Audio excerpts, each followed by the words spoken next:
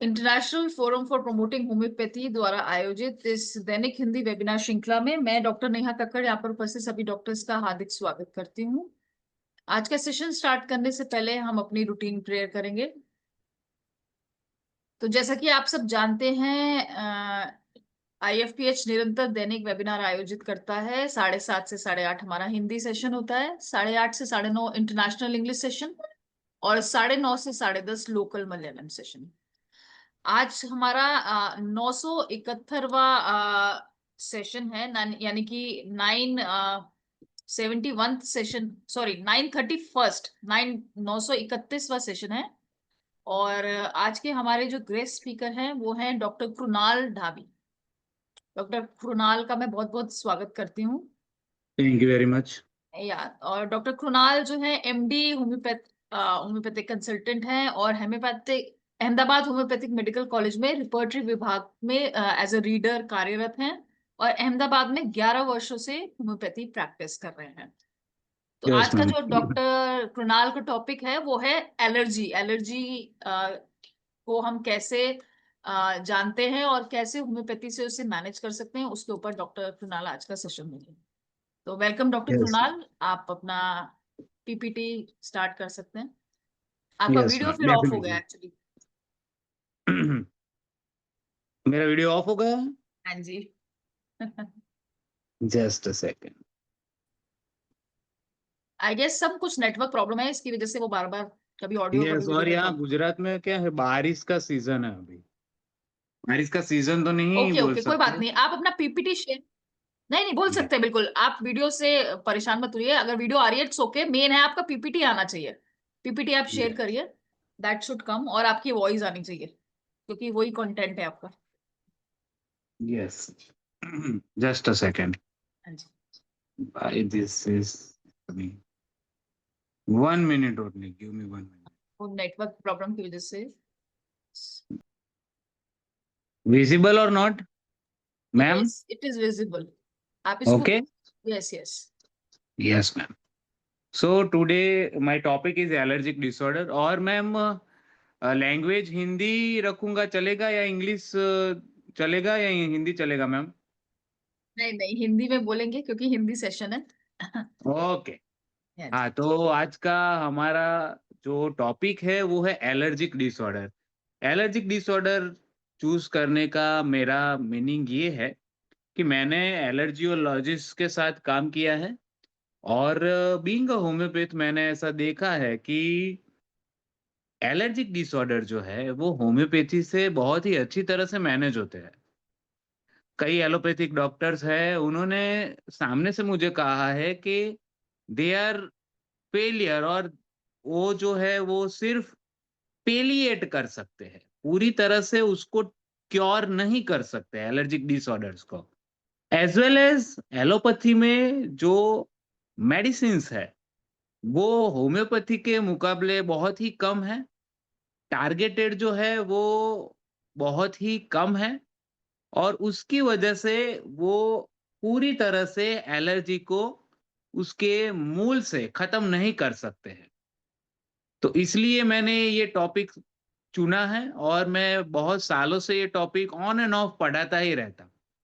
Yes, now तो सबसे पहले एलर्जी ये ऐसी कंडीशन है कि जिसमें हमारी जो रोग प्रतिकारक शक्ति होती है, इम्यून सिस्टम जो होती है, वो पर्यावरण के हार्मलेस सब्सटेंस को ज्यादातर रिस्पॉन्स दे देती है या एबनॉर्मल रिस्पॉन्स देती है।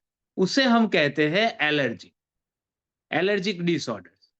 और एलर्जिक डिजीज जो है वो जनरली हाइपर सेंसिटिविटी, यानी कि हमारा रोग प्रतिकारक जो तंत्र है वो किसी सब्सटेंस की ओर अगर हाइपर सेंसिटिव हो जाता है और फिर जो सिम्टम्स देता है, और तब जो सिम्टम्स ये जो आते हैं, ये जो क्रिएट होता है डिसऑर्डर, उसको हम कहते हैं एलर्जिक डिसऑर्डर।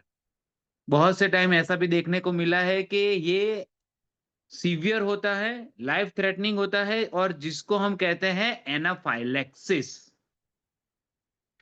सो ये जो एलर्जिक डिजीजेस है ये बॉडी के कौन कौन से पार्ट्स को चुनता है मेनली, हम जानते हैं कि होम्योपैथी में लोकेशन का बहुत ही इंपॉर्टेंस है।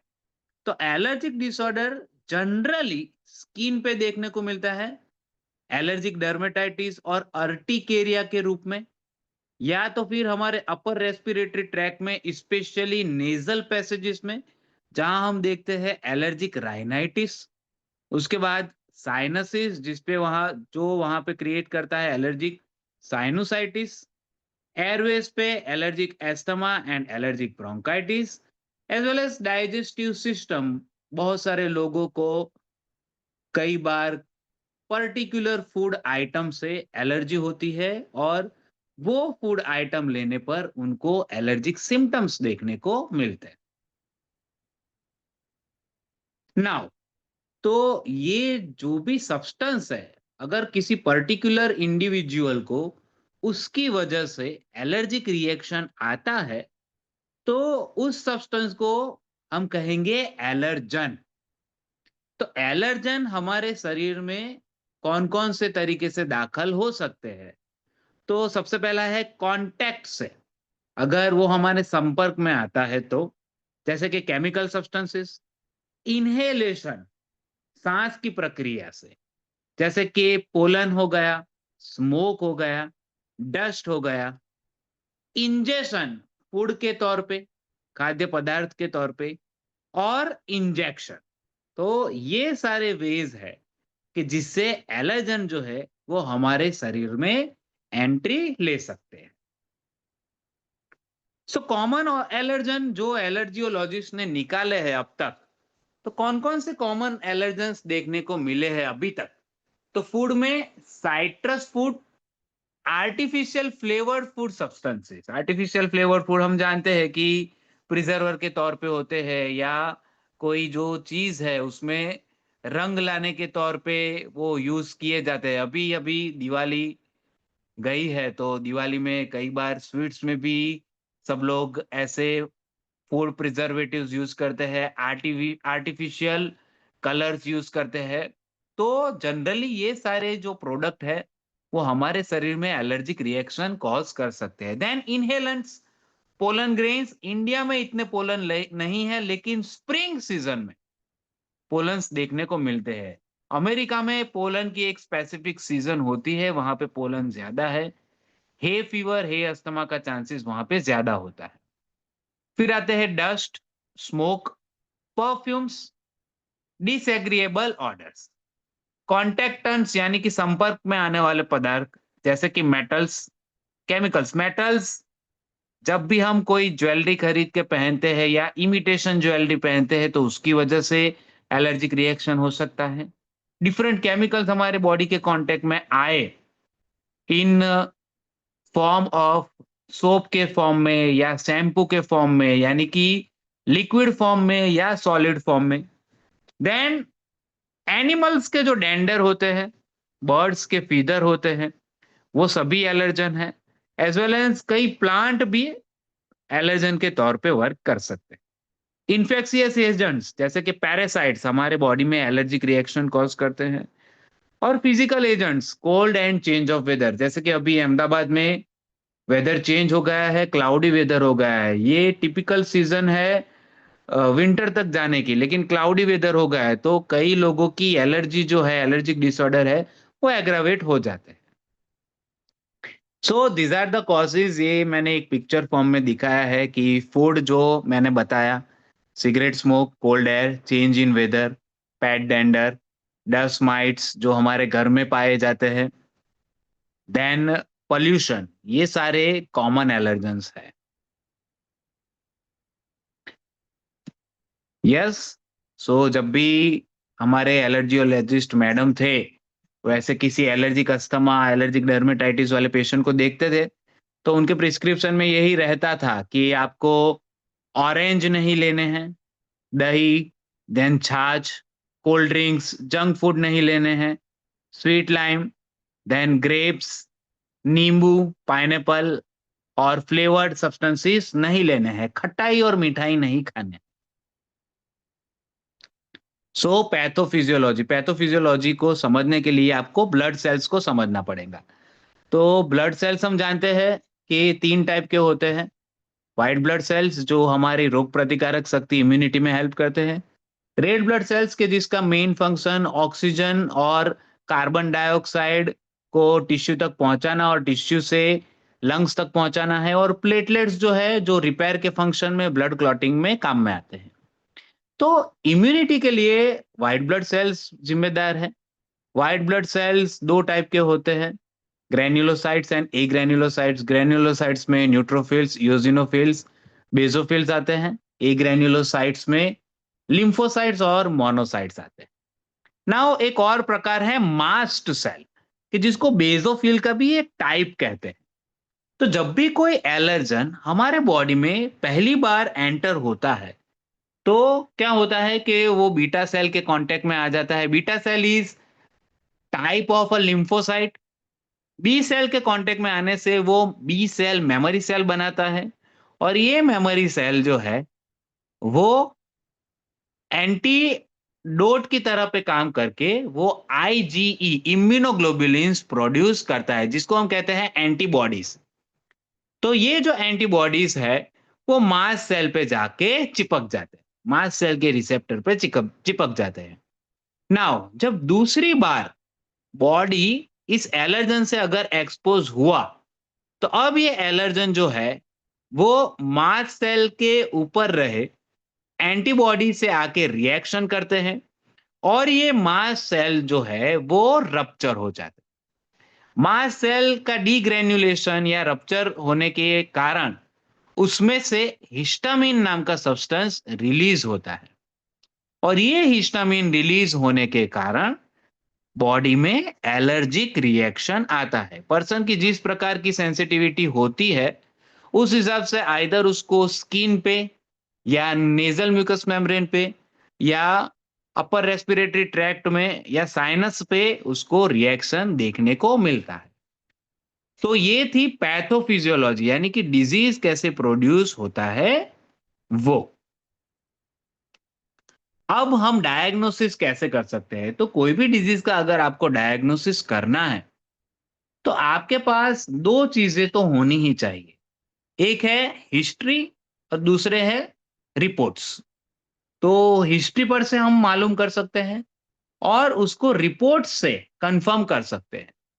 एलर्जिक डिसऑर्डर्स के लिए हमें एक तो पेशेंट की हिस्ट्री और दूसरा है serum IgE level as well as complete blood count में जब भी इओसिनोफिलिया देखने को मिलता है वो। और तीसरा जो है वो है skin allergy testing and blood allergy testing. इस पे से हम एलर्जी है या नहीं है, अगर है तो कौन से सब्सटेंस की है वो हम मालूम कर सकते हैं। अगर पेशेंट का सीरम आईजीई लेवल बढ़ा हुआ है तो हम कह सकते हैं कि patient is suffering from allergy, यानी कि पेशेंट को कुछ एलर्जिक डिसऑर्डर हुआ है। स्किन एलर्जी टेस्टिंग में हम क्या करते हैं कि बहुत सारे सब्सटेंस को पेशेंट की स्किन में इंजेक्ट करते हैं, और जिस सब्सटेंस की जगह पे, इंजेक्शन की जगह पे अगर हमें एलर्जिक रिएक्शन मिलता है, तो हम ऐसा कह सकते हैं, ऐसा डायग्नोस कर सकते हैं कि उस पर्टिकुलर सब्सटेंस से पेशेंट को एलर्जी है।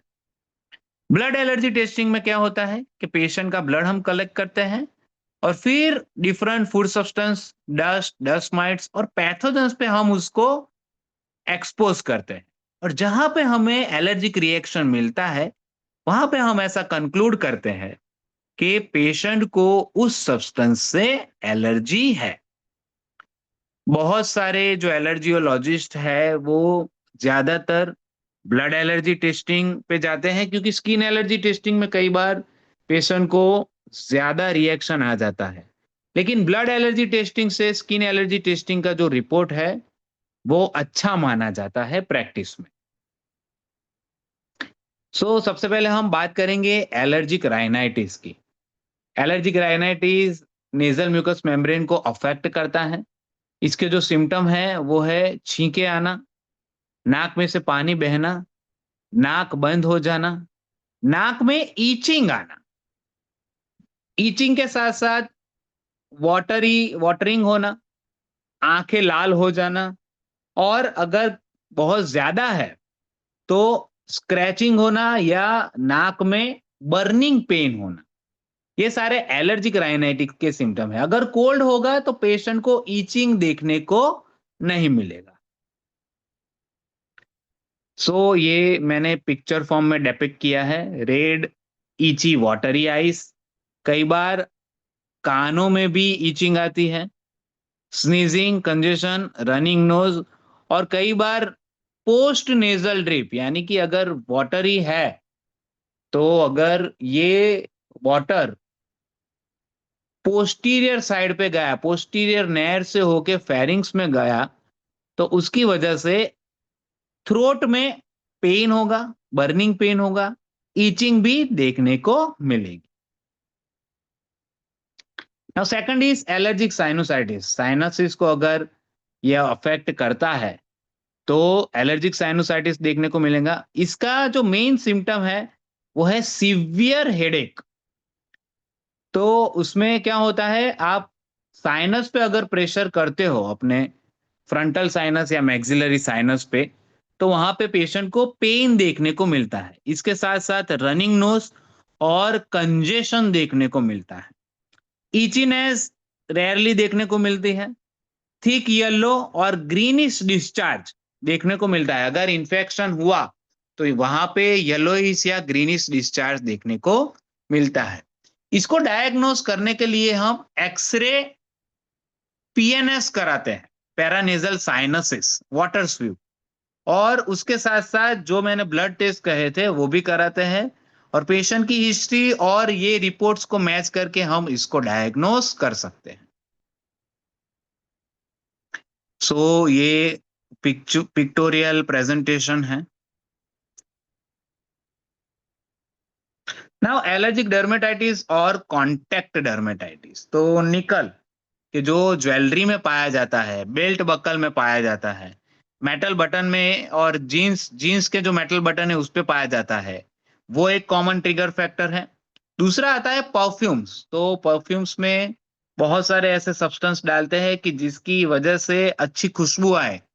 तो मैंने प्रीवियसली ही कहा था कि ये ज्यादातर एलर्जिक रिएक्शन कॉज करते हैं। परफ्यूम में मैंने ऐसा भी देखा है कि बहुत सारे एलर्जिक अस्थमा वाले पेशेंट में वो ट्रिगर करता है। कई बार पेशेंट को सिवियर अस्थमेटिक रिएक्शन भी आता है, पेशेंट को पंप भी लेना पड़ता है। Then clothing dye, hair dye, latex, soaps and cleaning products, then antibiotic cream और ऑइंटमेंट, ये कॉमन ट्रिगर्स है फॉर एलर्जिक डर्मेटाइटिस। तो उसके क्या क्या सिम्टम है? बहुत सारी खुजली आना, ईचिंग होना, बर्निंग सेंसेशन होना, रेड बम्प्स हो जाना, कई बार उसमें से मॉइस्ट, वो अगर मॉइस्ट हो जाता है तो उसमें से पानी या उससे भी ज्यादा पस या ऐसी कोई चीज उसमें से ड्रेन होने लगती है, डिस्चार्ज होने लगती है। उस एरिया की जो स्किन है वो वार्म हो जाती है, टेंडर टू टच हो जाती है। कई बार स्केल्स दिखने को मिलते हैं। स्किन जो है वो ड्राई हो जाती है, रेड हो जाती है और रफ हो जाती है। अगर ईचिंग बहुत ज्यादा हो, रैश हो जाए, तो कट भी पड़ जाते हैं और वहां से ब्लीडिंग भी देखने को मिलता है। So allergic dermatitis, contact dermatitis, allergic urticaria का यहाँ पे मैंने पिक्चर दिखाया है ना। एलर्जिक अस्थमा, तो it is the most common type है भारत में, बहुत ही कॉमन है ये एलर्जिक अस्थमा। अस्थमा और एलर्जिक अस्थमा को हम सिनोनिमसली भी ले सकते हैं। तो एलर्जन से एक्सपोजर होने पर, जैसे कि डस्ट हुआ, पोलन हुआ, dust mite, tobacco smoke, strong chemical order जैसे कि परफ्यूम हो गया, then sands, dusty rooms, pet dander, अगर आपके घर में कुत्ते हैं या बिल्ली है, उनके फर में से अगर कोई ऐसे पैथोजेंस निकलते हैं, एज वेल एज उनके फर खुद ही एलर्जन होते हैं, उनके हेयर जो है, स्किन है, अगर बर्ड्स है आपके घर में तो उनके फीदर्स है, एज वेल एज पेट्स के, ज्यादातर कुत्तों के हम देखते हैं कि डॉग्स जो होते हैं उनमें सलाइवेशन ज्यादातर होता ही रहता है। तो ये सभी चीजें जो है वो कॉमन एलर्जन है, एलर्जिक अस्थमा को ट्रिगर कर सकते हैं। सो सिम्टम्स क्या हो सकते हैं? कफ, वीज, यानी कि जब भी हमारे जो एयरवे है उस पे अगर इन्फ्लामेशन होता है तो क्या होगा कि एयरवे जो है वो स्मॉल हो जाएगा। ये यहाँ पे आप देख सकते हैं नॉर्मल एयरवे और अस्थमैटिक एयरवे। तो एयरवे में इन्फ्लामेशन की वजह से एयरवे जो है वो स्मॉल हो जाएगा। जब भी ऐसे स्मॉल पैसेज में से एयर पास होती है, हवा पास होती है, तो एक टिपिकल साउंड उत्पन्न होता है जिसको हम कहते हैं व्हीजिंग। और अगर ये बहुत ही ज्यादा स्मॉल हो गया, छोटा हो गया, तो विस्लिंग साउंड भी आ सकता है। इन्फ्लामेशन अगर बहुत ज्यादा हो गया तो विस्लिंग साउंड भी आता है।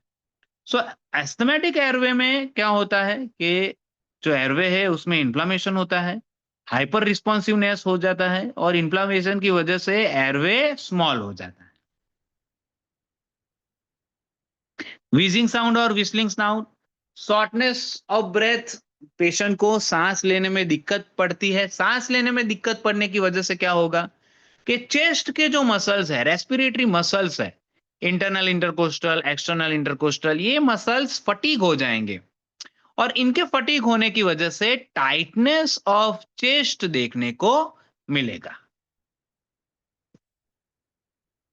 इसका डायग्नोसिस हम कैसे कर सकते हैं? एक तो हिस्ट्री पर से पेशेंट को किसी पर्टिकुलर चीज के एक्सपोजर्स पे सांस फूलना, ये हम कंसिडर करते हैं। देन पल्मोनरी फंक्शन टेस्ट हम करते हैं कि जिसमें हम फोर्स्ड एक्सपिरेटरी वॉल्यूम और वाइटल कैपेसिटी इसका रेशियो लेके पेशेंट में माइल्ड, मॉडरेट या सीवियर अस्थमा है वो हम डिसाइड कर सकते हैं।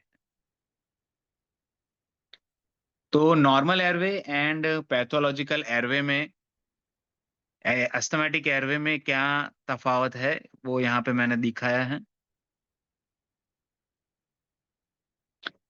यहाँ पे एक और चीज आती है, एलर्जिक और कार्डियक अस्थमा। तो कार्डियक अस्थमा में जनरली क्या होता है कि हार्ट के मसल्स जो है उनकी पंपिंग एफिशिएंसी कम हो जाती है, स्पेशली लेफ्ट हार्ट के मसल के। हम जानते हैं कि हार्ट 4 चैम्बर से बना हुआ है, 2 एट्रिया एंड 2 वेंट्रिकल्स, और फंक्शनली हम उसको राइट एंड लेफ्ट हार्ट में भी डिवाइड कर सकते हैं। राइट हार्ट के राइट वेंट्रिकल के कंपैरिजन में लेफ्ट वेंट्रिकल वो ज्यादा मजबूत होता है। तो जब भी ये लेफ्ट वेंट्रिकल अफेक्ट होता है मायोकार्डियल इंफाक्शन के बाद, उसका कोई पार्ट नेक्रोज हो जाता है और वो पंप नहीं कर पाता है, तब कार्डियक अस्थमा की कंडीशन देखने को मिलती है। तो इसमें क्या होता है कि हार्ट ब्लड पंप नहीं कर पाता। ब्लड पंप ना करने की वजह से बैक प्रेशर क्रिएट होता है। बैक प्रेशर क्रिएट होने की वजह से लंग्स में बैक प्रेशर आता है और लंग्स में पल्मोनरी जो कैपिलरीज है वहां से फ्लूइड जो है वो एल्वियोलाई में जाना शुरू हो जाता है, जिसको हम कहते हैं पल्मोनरी इडीमा। पल्मोनरी इडीमा की वजह से पेशेंट को सांस लेने में दिक्कत होने लगती है और कई बार व्हीजिंग साउंड भी देखने को मिलता है। नाउ लेफ्ट वेंट्रिकल जो है वो कंजेस्टेड हो गया है, अच्छे तरह से ब्लड पंप नहीं कर सकता है। तो जब भी पेशेंट लेटता है तो लाइंग डाउन पोजीशन में हार्ट को ज्यादा दिक्कत होती है। तो कार्डियक अस्थमा में पेशेंट जब लेट जाएगा तब उसको ज्यादा दिक्कत होगी और उसका अस्थमा एग्रावेट होगा। तो एलर्जिक अस्थमा कब होगा? एक्सपोजर टू पर्टिकुलर एंटीजन से। और कार्डियक अस्थमा जनरली रात के टाइम पे या फिर सीवियर एक्सरसाइज पे एग्रावेट होगा। इस तरह से हम इन दोनों को डिफरेंशिएट कर सकते हैं।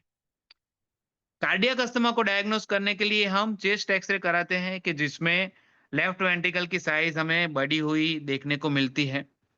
ब्लड इन्वेस्टिगेशन पर से हमें मालूम पड़ता है कि पेशेंट को एलर्जिक अस्थमा है या नहीं है। तो ये दोनों इन्वेस्टिगेशन पर से हम इसको डिफरेंशिएट कर सकते हैं। As well as 2 dimensional echo कराने पर हमें हार्ट की जो इजेक्शन फ्रैक्शन है उसके बारे में पता चलता है। Ejection fraction and diastolic volume दिखाता है। अगर वो बहुत ही कम आता है, 40% से कम आता है, तो वो कार्डियक फेलियर दिखाता है और कार्डियक फेलियर में कार्डियक अस्थमा के सिम्टम्स देखने को मिलते हैं। Now next is allergic bronchitis को, तो उसके कॉमन कॉजेज है smoking, air pollution, chemical fumes, dust and pollen, और उसके सिम्टम्स है कफ, वीजिंग जैसे कि मैंने पहले बताया था, फटीग थकान महसूस करना, and chest tightness. So bronchitis का ये आई एम सॉरी पिक्चर है जो मैंने दिखाया है, इसमें भी इन्फ्लेमेशन होता है। नाउ एलर्जी की ट्रीटमेंट कैसे होती है? सबसे पहले जो एलर्जियोलॉजिस्ट और हम होम्योपैथ सलाह देते हैं, होम्योपैथी में जब भी एलर्जिक डिसऑर्डर वाला पेशेंट आता है, तो उसको पहले हम जानते हैं कि उसको किस चीज से एलर्जी है। अगर पेशेंट की डेली लाइफ में वो चीज बार बार आ रही है, तो उसे हम मेंटेनिंग कॉज के तौर पे ले सकते हैं, और removal of this maintaining cause उसको हम फॉलो करते हैं। तो एलोपैथी में भी सेम चीज करते हैं। तो क्या करते हैं कि avoid substances and exposure to allergens, जो भी चीज से आपको एलर्जिक रिएक्शन आता है उससे हमें दूर रहना है।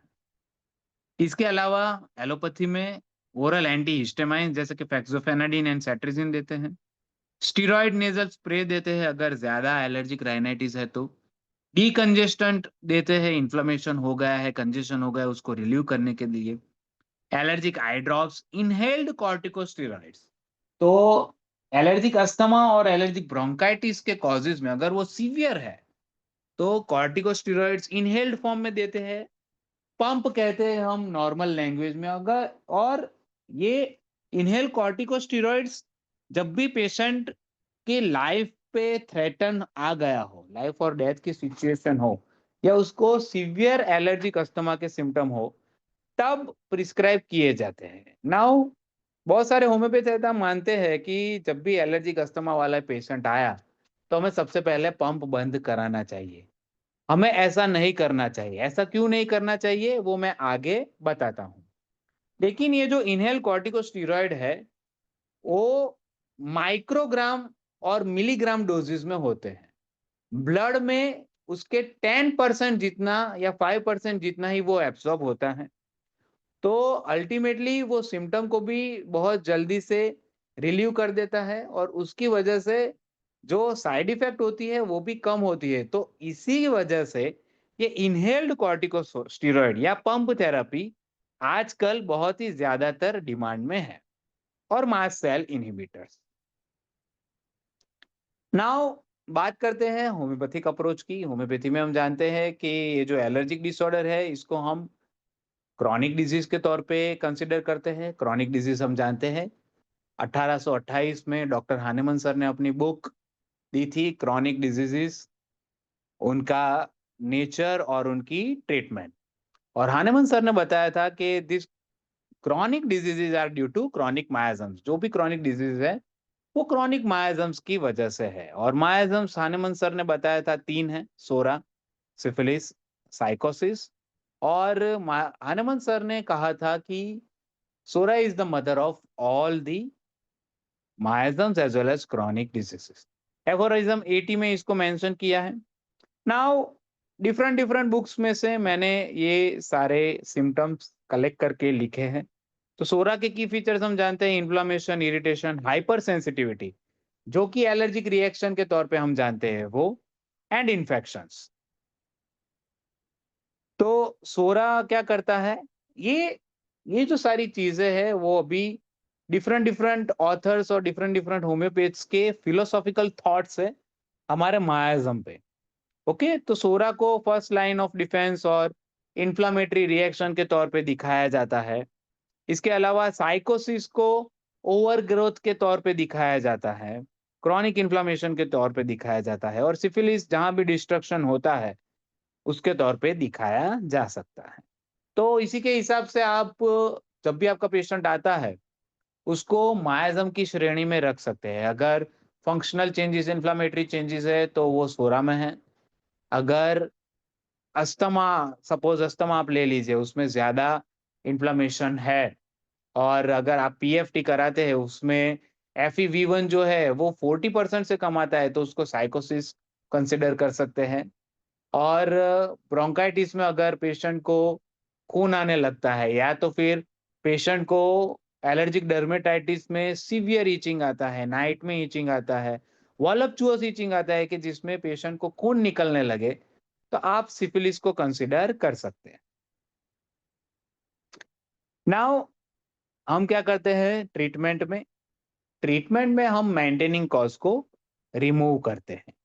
मेंटेनिंग कॉज जब तक रिमूव नहीं होगा, पेशेंट का एलर्जिक डिसऑर्डर अच्छा नहीं होगा। अगर पेशेंट ऐसी जगह पे रहता है कि जिसकी वजह से उसको एलर्जन का बहुत ही एक्सपोजर हो, सपोज के मान लो पेशेंट का घर रोड पे ही है और उसको डस्ट और स्मोक से एलर्जी है, तो क्या होता है कि रोड पे टच घर में ये डस्ट और स्मोक का आना बहुत ही कॉमन हो जाता है।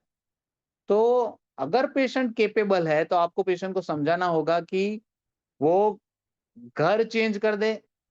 अगर ये पॉसिबल नहीं है तो उसकी प्रॉपरली ट्रीटमेंट करवाए। लेकिन जब तक मेंटेनिंग कॉज रिमूव नहीं होगा तो एलर्जिक डिसऑर्डर ट्रीट नहीं होंगे। मेरी प्रैक्टिस में मैंने देखा है कि बहुत सारे पेशेंट के रोड टच घर होते हैं या उनके घरों में सीलन आती है, सीलन की वजह से भी एलर्जिक अस्थमा एग्रावेट हो जाता है। तो ऐसे पेशेंट को ट्रीट करना बहुत ही मुश्किल हो जाता है। अगर आप क्रॉनिक डिजीज में डॉक्टर हानेमन सर ने जो भी एडवाइस किया है उस हिसाब से जाते हो, तो आप पेशेंट को अच्छी तरह से treat as well as cure कर सकते हो। तो जब भी आप क्योर करते हो, आपको 3 एफोरिज्म्स तो याद रखने ही है। Aphorism first, second and third.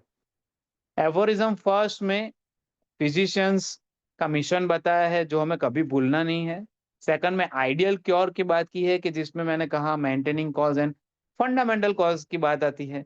और थर्ड एफोरिज्म में what is to be cured in disease, तो जो डिजीज पेशेंट है उसमें हमें क्या क्योर करना है वो हमें देखना है। तो इस हिसाब से हम होम्योपैथिक अप्रोच लेते हैं। नाउ तो अब मैं थेराप्यूटिक्स के बारे में बात करूंगा, क्योंकि होम्योपैथी में इंडिविजुअलिस्टिक अप्रोच हमें हर केस में फॉलो करना होता है।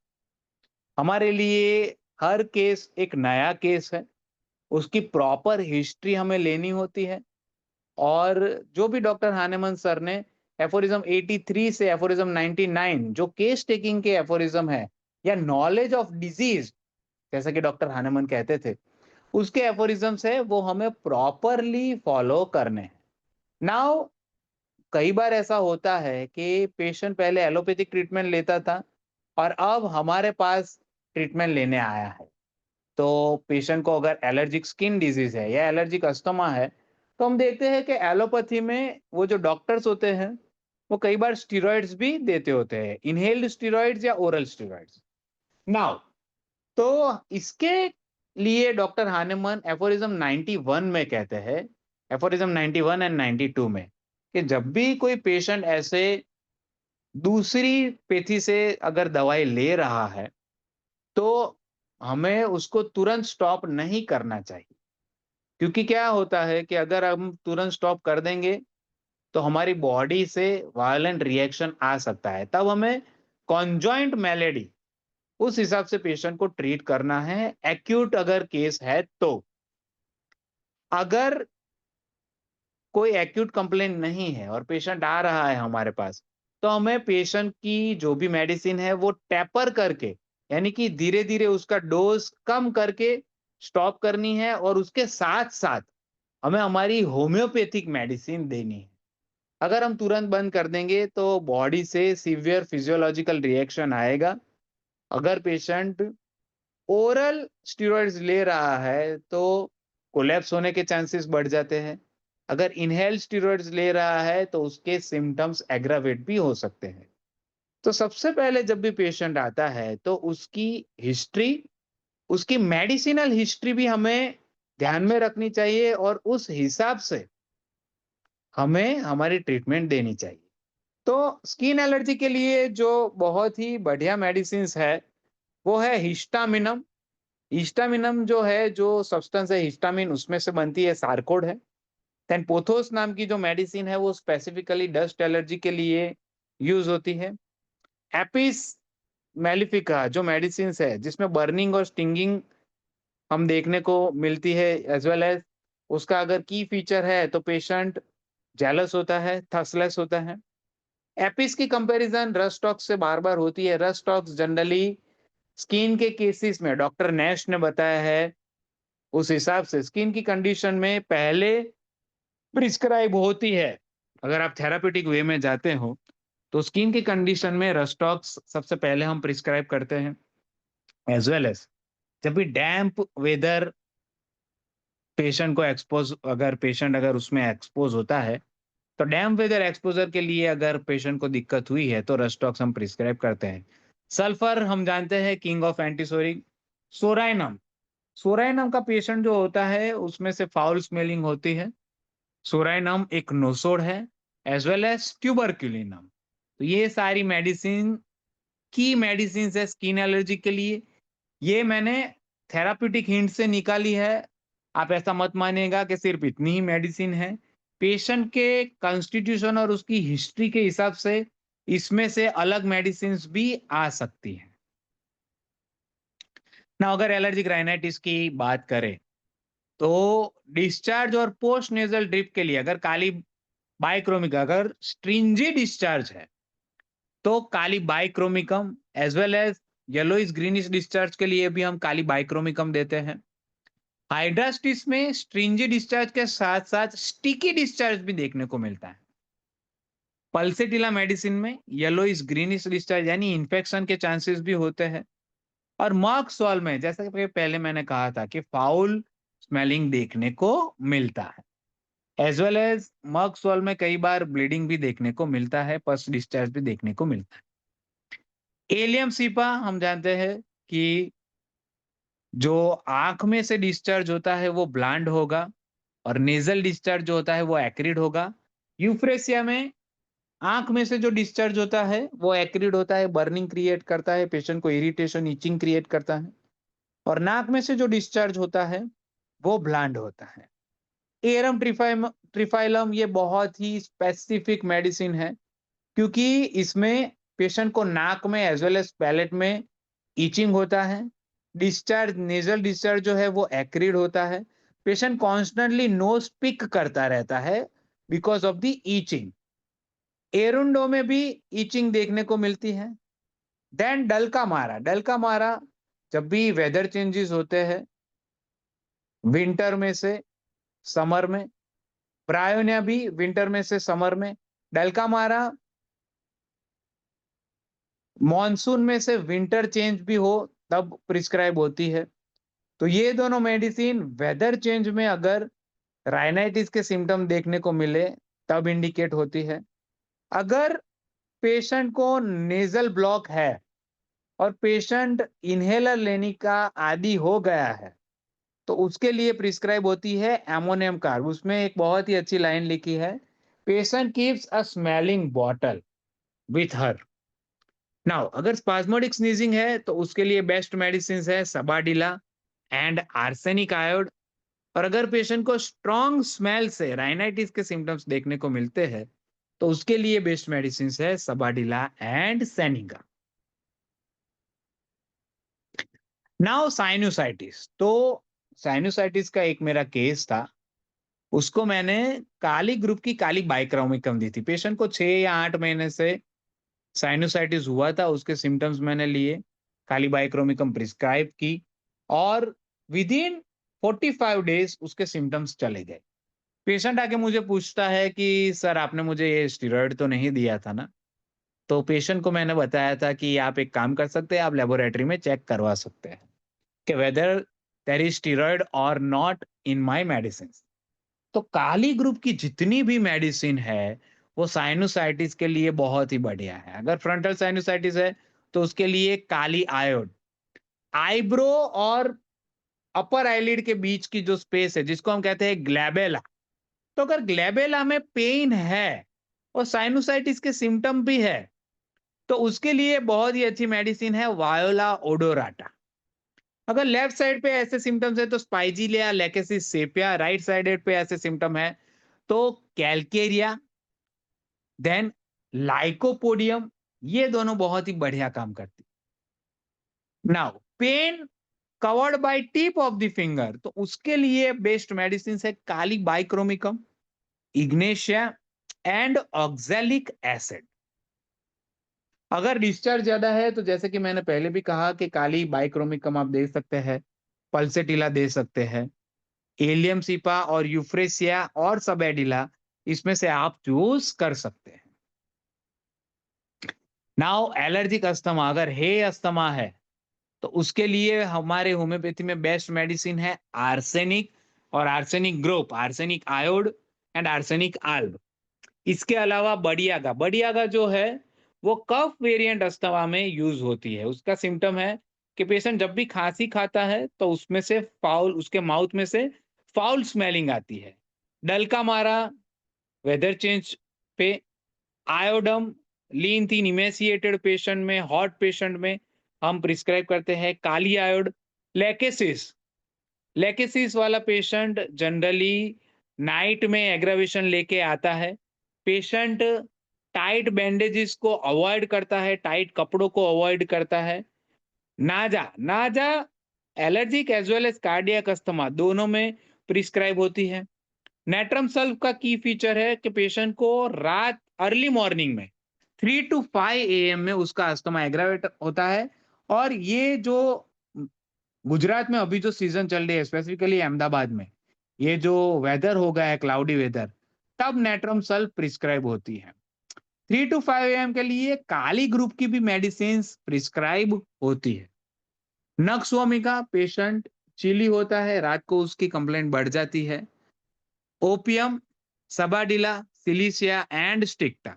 नाउ एक्सपोजर टू डस्ट से अगर पेशेंट का अस्थमा एग्रावेट होता है तो उसके लिए आर्सेनिक, बेलाडोना, ब्रोमियम, कैलकेरिया, लेकिन बेस्ट मेडिसिन है पोथोस।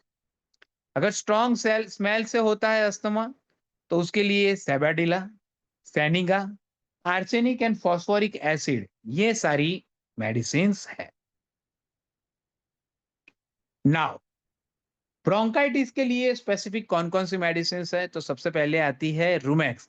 अगर इरिटेशन है पेशेंट को और उसकी वजह से ब्रोंकाइटिस के सिम्टम्स आते हैं तो उसके लिए Romex as well as phosphorus, ये भी बहुत अच्छी मेडिसिन है। फॉस्फोरस जब भी ब्रोंकाइटिस के साथ साथ इंफेक्शन हुआ है और पेशेंट को खून आता है उसके एक्सपेक्टोरेशन में, तब फॉस्फोरस हम इंडिकेट करते हैं। इसके अलावा लेकेसिस भी प्रिस्क्राइब हो सकती है।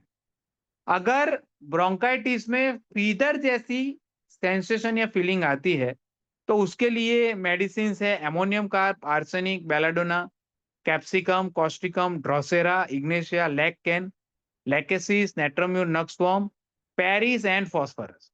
नाउ ड्रोसेरा और स्पॉन्जिया, ये मेडिसिन बहुत ही ज्यादा हम देखते हैं। ये दोनों मेडिसिन जो है वो लैरिंग्स और ट्रेकिया पे पर्टिकुलर अफेक्ट करती है। इसके अलावा ब्रोमियम और क्यूपरम, ये चार मेडिसिन जो है वो पर्टिकुलरली लैरिंग्स और ट्रेकिया पे अफेक्ट करती है। इसके अलावा मैं बता दूं कि बोनिंगसन सर जो थे वो तीन मेडिसिन देते थे, एकोनाइट, स्पॉन्जिया एंड हिपार सल्फ। जब भी पेशेंट ऐसा ब्रोंकाइटिस का सिम्टम लेके आता था, क्रूपस कफ लेके आता था, तब वो एकोनाइट, स्पॉन्जिया और हिपार सल्फ ऐसे सीरीज में पेशेंट को प्रिस्क्राइब करते थे। Now dry cough due to irritation, तो उसके लिए आती है rumex, senega and zincum metallicum. Abdominal irritation के वजह से अगर ब्रोंकाइटिस जैसे सिम्टम है तो उसके लिए आती है sepia, bismuth, caladium, kali mur and lobelia inflata. और अगर स्ट्रॉन्ग स्मेल से पेशेंट को ब्रोंकाइटिस के सिम्टम आते हैं तो उसके लिए होम्योपैथिक मेडिसिन है sabadilla and senega. So this were all about bronchitis. अगर एलर्जिक अर्टिकेरिया है तो उसके लिए हम जानते हैं कि apis mellifica, is best medicine. इसके अलावा ये अर्टिकायूरेंस नाम की मेडिसिन जो है वो भी बहुत ही उपयोगी है। इसके अलावा एक डॉलीकोस नाम की मेडिसिन आती है कि जिसमें ईचिंग होता है लेकिन इरप्शन देखने को नहीं मिलते हैं। इसके अलावा कैलकेरिया सल्फ ब्रायोनिया, ब्रायोनिया में जो स्किन है पेशेंट की वो ड्राई हो जाती है। डल्का मारा, ब्रायोनिया दोनों वेदर चेंज में अगर कोई तकलीफ हुई हो तब प्रिस्क्राइब होती है। हिपारसल्फ, लिडमपाल, मिजेरियम एंड नेट्रोम्यूर, ये सारी मेडिसिन जो है वो अर्टिकेरिया के लिए स्पेसिफिक मेडिसिन है। So thank you very much मुझे ध्यान से सुनने के लिए। आज का लेक्चर जो है वो मैं यहीं समाप्त करता हूँ। 1 घंटे में ये खत्म करना था, इसलिए मैंने जो भी स्लाइड्स जो थी वो बहुत ही जल्दी जल्दी खत्म कर ली है। कंक्लूड करते हुए मैं इतना ही कहूंगा कि एलर्जिक डिसऑर्डर्स जो है वो क्रॉनिक डिजीजेस है। हर एक पेशेंट हमारे लिए इंडिविजुअल है। इंडिविजुअलिस्टिक अप्रोच अगर आप फॉलो करेंगे तो सक्सेसफुल होंगे। जो भी एलर्जन है उसको पेशेंट के पहुंच से दूर रखे, पेशेंट को उसके सामने एक्सपोज ना होने दे, यानी कि मेंटेनिंग कॉज को रिमूव करे। पेशेंट अगर दूसरी पैथी की मेडिसिन ले रहा है तो उसको टेपर ऑफ करके आप होम्योपैथी पे टर्न कर सकते हैं। और होम्योपैथी में properly case taking, history taking, उसमें फैमिली हिस्ट्री, पेशेंट के जो भी एनवायरनमेंट है, पेशेंट काम क्या करता है, वो सभी हिस्ट्री लेके आपको पेशेंट को प्रॉपरली प्रिस्क्राइब करके ये कम करना है। So hope you like this lecture, you like this slides और now I am handing over to my co-host. Yes, I am done. Yes ma'am.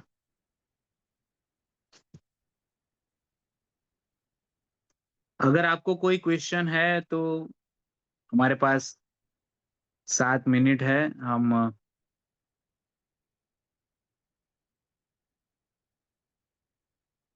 Yes, doctor सीमा कह सकते हैं कि ईचिंग विदाउट इरप्शन में सल्फर दे सकते हैं। डॉक्टर सीमा, generally मैं अपनी प्रैक्टिस में क्या करता हूं कि जब तक सिम्टम्स सल्फर अगर देनी है तो मैं बहुत ध्यान रखता हूँ, क्योंकि बहुत सारी मटेरिया मेडिका में ऐसा लिखा है कि सल्फर जो है वो पेशेंट के जो सप्रेस्ड सिम्टम थे उसको बाहर निकालता है। तो कई बार पेशेंट को सप्रेशन अगर हुआ है या कॉन्स्टिट्यूशनल सप्रेशन है तो वो बाहर आ जाते हैं और सीवियर एग्रावेशन देखने को मिलता है। तो जब भी आप डीप एक्टिंग एंटीसोरिक मेडिसिन देते हैं तो उसके उसके पहले आपको पेशेंट को प्रिपेयर करना होता है। तो बेहतर है कि अगर आप सल्फर दे रहे हैं तो उसके प्रॉपरली सिम्टम मैच हो और तभी आप सल्फर प्रिस्क्राइब करें। Yes, if anyone is having any question आप चैट बॉक्स में भी लिख सकते हैं। यस, डॉक्टर कृणाल ने काफी बढ़िया सेशन दिया है एलर्जी के ऊपर। अलग अलग तरीके की उन्होंने बताया किस किस तरह से एलर्जी और हम कैसे मैनेज कर सकते हैं और क्या क्या मेडिसिन हम दे सकते हैं। पर्टिकुलर मेडिसिन भी ऑब्वियसली कॉन्स्टिट्यूशनल ट्रीटमेंट तो रहता ही है, लेकिन जो एक्यूट फेज होता है उसमें पर्टिकुलर मेडिसिन भी हमें देनी पड़ती है depending upon the symptoms. Sneezing क्या है, अगर स्नीजिंग ज्यादा है या फिर कफ ज्यादा है या स्किन सिम्टम्स ज्यादा है तो उनकी बेसिस पे हमें टोटालिटी देके एक्यूट मेडिसिन देनी पड़ती है। और और फिर ऑब्वियसली कॉन्स्टिट्यूशनल ट्रीटमेंट भी उसके साथ हम बाद में चला सकते हैं, जिससे कि उसका रूट कॉज जो है वो रिमूव हो, क्योंकि रूट कॉज कॉन्स्टिट्यूशनल मेडिसिन से ही रिलीव होता है। यहाँ पे एक यस, ट्रू। क्वेश्चन है डॉक्टर सीमा सुल्ताना का, इचिंग विदाउट इरप्शन में सल्फर दे सकते हैं? यस, दे सकते हैं, लेकिन जैसे कि मैंने बताया कि अगर आप सल्फर दे रहे हैं तो आपका प्रिस्क्रिप्शन बहुत ही पर्टिकुलर होना चाहिए। क्योंकि अगर पेशेंट की जो सप्रेशन वाली हिस्ट्री अगर बाहर आ गई, पेशेंट का कोई सप्रेशन हुआ, वो खुल गया, तो पेशेंट को एग्रावेशन आने के चांसेस रहते हैं। बिल्कुल बिल्कुल। यस, तो सल्फर को आप कभी भी एज थेराप्यूटिक प्रिस्क्राइब नहीं कर सकते, आपको नहीं करना है। सल्फर अगर आप दे रहे हैं तो as a constitutional medicine without repetition single dose दीजिए और वेट कीजिए जैसे कि डॉक्टर हानेमन सर ने कहा है, और उसी के हिसाब से आप दे सकते हैं। हाँ यस, सल्फर कभी भी हमें एज ए रूटीन, ये नहीं कि हाँ कुछ नहीं समझ में आ रहा तो सल्फर दे दें, ऐसा नहीं होता है। ऐसा नहीं बहुत ही, होता। हाँ जी, बहुत ही ध्यान से हमें देख के, अगर कॉन्स्टिट्यूशनली मैच कर रहा है या फिर एज एन इंटर करंट बहुत अच्छा काम करती है, जो मेरा एक्सपीरियंस रहा है। अगर हम बीच में कोई केस अटक गया है, स्टक हो गया है, जहाँ पे वो मेडिसिन काम कर रही थी लेकिन वो एक टाइम पे आके वो काम नहीं कर रही है, तो कई बार सल्फर देने के बाद वो मेडिसिन बहुत बढ़िया से एक्ट करने लग जाती है। या फिर आपका जो सिमिलेबन मैच कर रहा है लेकिन उसके बाद भी रिजल्ट नहीं आ रहा है, तो सल्फर अगर आप बीच में दे देंगे तो बहुत अच्छा रिजल्ट मिलता है। यस। तो इस तरह से सल्फर अगर आप यूज करेंगे तो that is a better, obviously the, मतलब वो एक सेंसिबल और एज अ, जिसे कहते हैं as a rule book follow करके दें, तो वो वाली चीज है। एज ए जनरल हमें नहीं यूज करना चाहिए कि कुछ समझ नहीं आ रहा तो सल्फर दे दो, ये वाली बात। ऐसा नहीं करना चाहिए। Yes, true ma'am. सो यहाँ पे उन्होंने पूछा था कि इसकी जगह क्या यूज कर सकते हैं, तो मैंने कहा है डॉलिकोस नाम की एक मेडिसिन है, as well as rhus tox. Okay, तो जो भी रस्टॉक्स एक्यूट, हाँ जी, जो भी एक्यूट टेट्रालिटी आपकी आ रही है उसको आप देख के कोशिश करिए कि कोई ना कोई यस, रस्टोलिकस है, या बहुत सारी मेडिसिन हैं। बहुत सारी। हाँ जी, कोई भी मेडिसिन आप चूज कर सकते हैं, लेकिन जो डीप एक्टिंग मेडिसिन है जैसे कि सल्फर है, सोराइनम है, जो भी है, ये कॉन्स्टिट्यूशनल बेस लेके अगर हम दें तो वो ज्यादा अच्छा काम करते हैं। Yes ma'am. हाँ, यहाँ पे राम परवेश शाह जी सर भी कुछ कहना चाह रहे हैं।